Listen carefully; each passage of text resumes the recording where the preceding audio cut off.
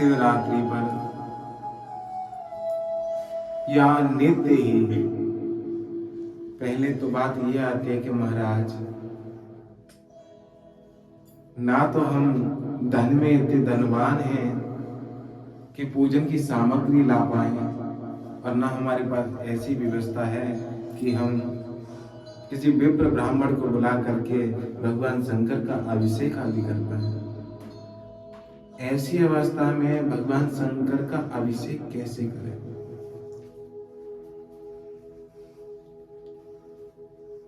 यह प्रश्न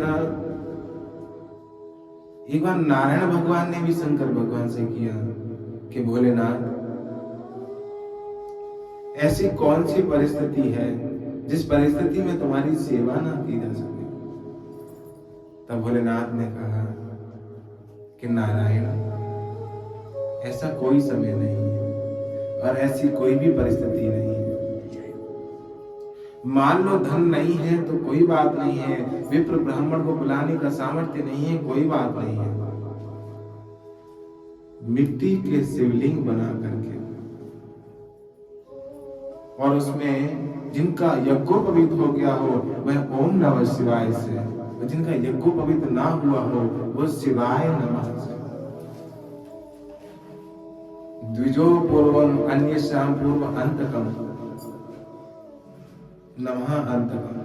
केवल द्विज पूर्व में ओम नमः शिवाय कहें, और जिन द्विज अर्थात जिनका यज्ञोपवीत ना हुआ हो वो नमः शब्द बाद में लगाए। जो लोग विद्यार्थी हैं, पढ़े लिखे हैं, वे भगवान के जो शिव महापुराण में वर्णित है 8 नामों से शिवलिंग बनाए। कौन कौन से? हराय नमः, महेश्वराय नमः, संभवे नमः, शूलपाणे नमः, पिनाक दृश्ये नमः, शिवाय नमः, पशुपतये नमः, ओम महादेवाय। अब हमने मान लीजिए शिवलिंग तो बना लिया, पर भगवान अब अर्चन कैसे करें? आपने उपाय बताया शिवलिंग बनाने का, वो तो बना लिया, मिट्टी के शिवलिंग बना लिए, और अभिषेक कैसे करें? तो सबसे पहले जब हमारे घर में कोई अतिथि आता है तो अपन क्या करते हैं? उसको आसन देते हैं। ऐसे सबसे पहले भगवान शंकर को बेलपत्र का आसन प्रदान करें, उसके ऊपर शिवलिंग स्थापन करें, बैठा लें, उसमें प्राण प्रतिष्ठा के रूप में थोड़े अक्षत लें और अपने प्राण जो भगवान के ही प्राण हैं ऐसे मान करके अपनी अंतःकरण की चेतना को भगवान की चेतना के साथ सम्मिलित कर रहे हैं, ऐसा कल्पना करके भगवान को शिवाय नमः या ओम नमः शिवाय से ही उन पर छोड़ दें। ये होगी उनकी प्रतिष्ठा। अब क्या करेंगे? आया घर में अतिथि, आसन दिया, आसन देने के बाद उसके चरण धुलाए जाते हैं। तो पहले चरणों में जल डालेंगे, जिनको कहेंगे पाद धो। फिर हाथ धुलाए जाते हैं, तो यहाँ भगवान के भी हाथ धुलाएंगे, इसको कहेंगे हस्तियों।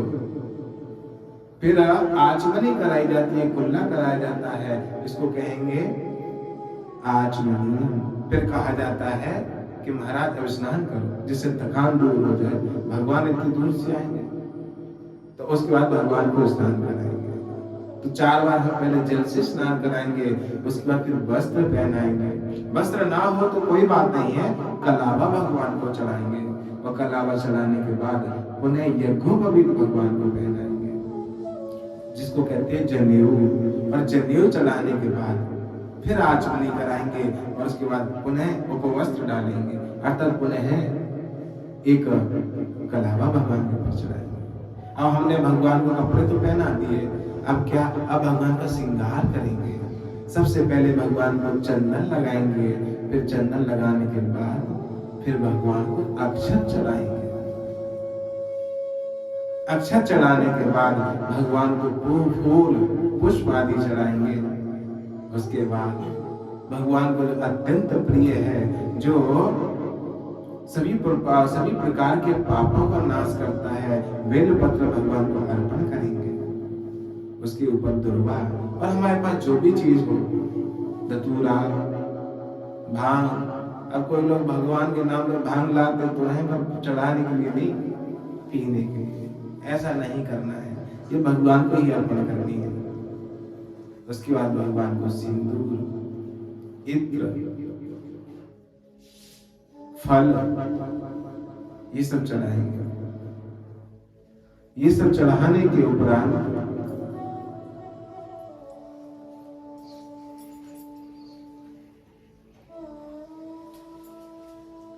भगवान को फल चढ़ाएंगे, जो भी फल हमारे पास हो, बेर हो। अब बोलेंगे धतूरा फल आए तो भगवान, धतूरा फल तो है ही है, ऋतु फल, बेर आदि जो भी है भोग लगाने में नैवेद्य का मिष्टान का। एक बात और याद रखनी है, भगवान शंकर की शिवलिंग के ऊपर जो चीज चढ़ाई जाती है उसका पान नहीं किया जाता है, उसको प्रसाद में नहीं लिया जाता। भगवान शंकर को जो थाली में रखकर निवेदित की जाती है उसको सबको पाने का अधिकार है, क्योंकि जो शिवलिंग के ऊपर चढ़ाया जाता है उसमें चंड का अधिकार हो जाता है। जिस पर चंड का अधिकार होता है फिर वो पाने का अधिकार ही नहीं रहता कोई भी। अगर उसको पाएंगे तो अपराध लगेगा, पाप लगेगा, क्योंकि तुम दूसरे का अधिकार चुरा रहे हो। इसके अलावा भगवान को अर्पण करें जिससे वो प्रसाद सब में बट पाए। और उसके बाद भगवान की सभी मिलकर के आरती आदि करें। आरती करने के बाद भगवान को आरती समर्पित करें, और समर्पित करने के बाद हाथ जोड़ करके भगवान से प्रार्थना करें कि हे दीनानाथ, हे करुणानाथ, हे उमानाथ, हे भोलेनाथ, हे भक्त वत्सल, हे करुणामय, दया सिंधु भगवान, जैसे भी हमने आपकी पूजा की, अर्चन किया, आप उसको स्वीकार करें और हमसे निरंतर ऐसी अपनी सेवा कराते रहें। जितना अभिषेक करना हो, स्नान के समय पर ही स्नान, जितना अभिषेक कराना हो करा दे। ओम नमः शिवाय कह के करा दिए, गणानाथ गणपति कह के करा दिए, जो जिस प्रकार की सामर्थ्यता भगवान ने दी है। ऐसा पूजन, ऐसा षोडशोपचार पूजन है, विधि है, उसका निर्वाह करके अपनी भावनाओं को मंत्रों के रूप में भगवान को समर्पित करके शिवरात्रि के 4 पहर में 4 बार भगवान शंकर का अभिषेक करें, 4 बार भगवान शंकर का श्रृंगार करें, 4 बार भगवान की आरती उतारें, 4 बार भगवान को बेलपत्र आदि चढ़ाएं और 4 बार भगवान से प्रार्थना करें, तो निश्चित ही कल्याण होना संभव है। वो शंकर भगवान की